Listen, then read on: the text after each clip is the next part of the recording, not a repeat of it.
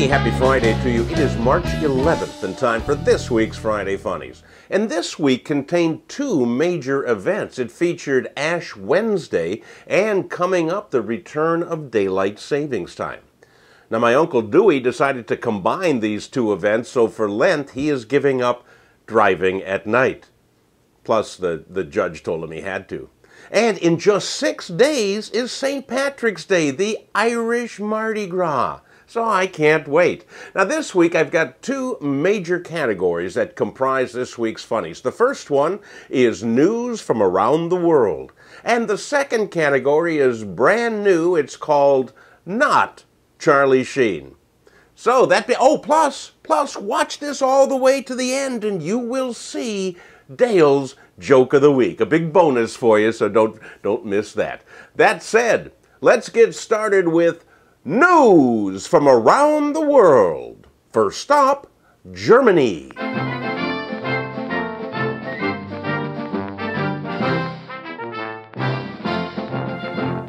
Danielle Dorer of Adelkofen, Bavaria, is an entrepreneur. What she did was she canned air that was sucked out of an old barn. So she wound up with a product that contains the scents of straw, wood, manure, and cow farts. It's designed for people that now live in the city and miss the smells of the country. So apparently you just pop open the can and cow farts. This thing sells for €5 and apparently is just flying off the shelves. Over here, if you had a can that smelled like manure and cow farts, it would have to be made from air sucked out of Capitol Hill.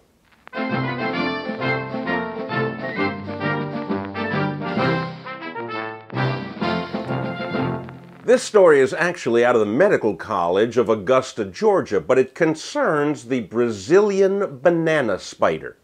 This spider has one of the most toxic venoms in the entire animal kingdom.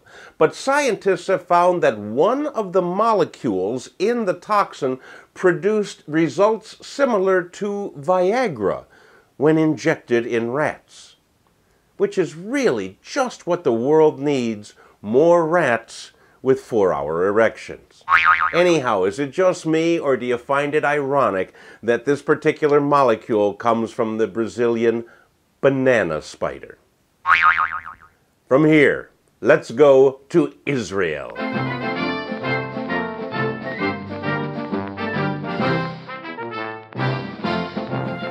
Orit Fox is an actress in Israel, and she is known for having the largest breasts in the entire country. And for that matter, most of Europe as well. Anyhow, she was on a radio program in Jerusalem with DJ Shmulik. What a great radio name, huh? Hey, it's DJ Shmulik in the morning, and I'm here with Orit Fox, who's got the biggest hooters I've ever seen. Anyhow, he convinced her to hold a snake, which for some reason he had in the studio. So she's holding this snake, and she sticks her tongue out at the snake, and the reptile replied by biting her right in her massive tata. She was immediately rushed to the hospital where her breast was successfully reinflated. As for the snake, well, he still hasn't stopped smiling. All right, now it's time for a brand new feature, something I like to call Not Charlie Sheen.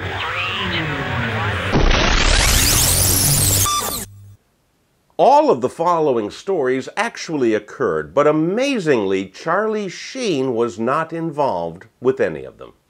Story number 1, Portland, Oregon. Timothy Chapek broke into a house and was soon confronted by the owner and his 2 German Shepherd dogs.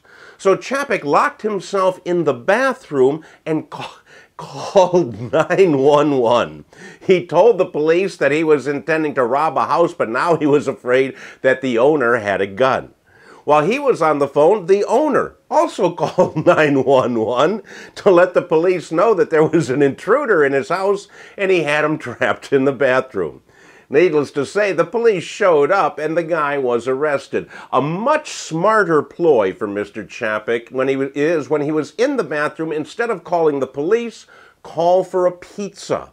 It would have arrived before the police, the aroma would have distracted the dogs, and the owner would have had to answer the door, thus giving him an ideal opportunity to sneak away. Oh well, maybe next time. At least it wasn't Charlie Sheen. In Hazard, Kentucky, which is the birthplace of the Dukes of Hazzard, by the way, an inebriated man needed a ride home. He was walking down the street, walked past the hospital, where he happened to see an ambulance with the keys still in the ignition. So Shane Hale was his name. He quickly jumped into the ambulance and drove away. Now, he was weaving all over the street, so it didn't take police too long to catch up to him. And he said, "Hey, I didn't steal anything. I just borrowed the ambulance. I was going to call the hospital when I got home and tell them where they could find it." So police simply borrowed Mr. Hale and put him in jail. And then they called his family and told them where they could find him. From Naples, Florida, a 46-year-old woman named Tina Mast was very intoxicated when she walked out on a boat dock. Once she got out there, she took off all of her clothes, she started throwing rocks, and then she even pulled out some of her own teeth and threw them in the water. Now, once again, I wish to point out that none of the people in any of these stories was Charlie Sheen. Although this woman in Florida said that just last week, she did party with him.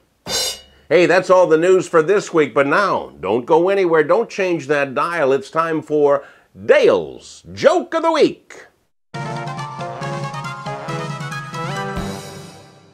This week's Joke of the Week was sent to me by Roy Philippe in Playa del Rey, California. He asks, how much cocaine did Charlie Sheen really do? Enough to kill 2.5 men.